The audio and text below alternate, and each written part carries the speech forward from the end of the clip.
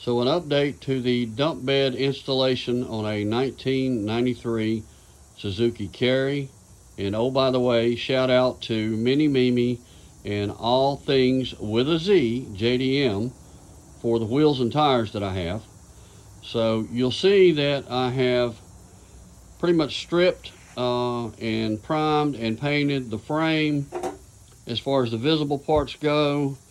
You'll also notice that there is a support bracket that is used for the pivot of the cylinder. They recommended that you weld that in. I chose to bolt mount it so that in the future, if I needed to remove either the engine or transmission, I could do them separately without having to remove everything at once. That going forward, you'll notice also on the inside of the frame, I did not strip and paint it.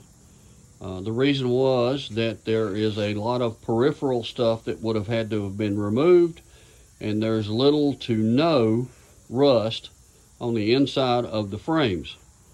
You'll also notice that in the rear, I had to extend some of the wiring for the tail lights, turn signals, and backup lights because of the movement of the bed.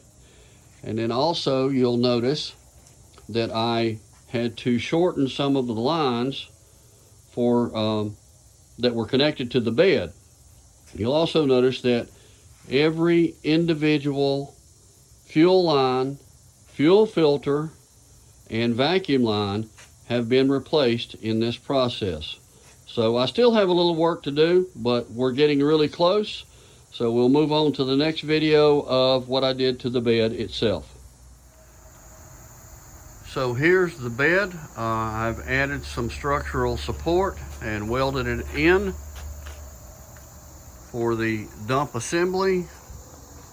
The next step for me is going to be to media blast and clean this up of the corrosion and rough spots, and then also paint the entire underneath of the bed. The construction of it consisted of these main rails that go from front to back, some supports from side to side, and the pivot points where it mounts to the bed.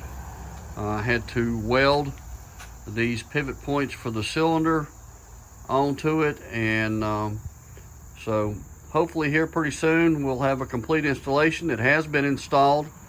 It does work up and down with no binding or anything like that.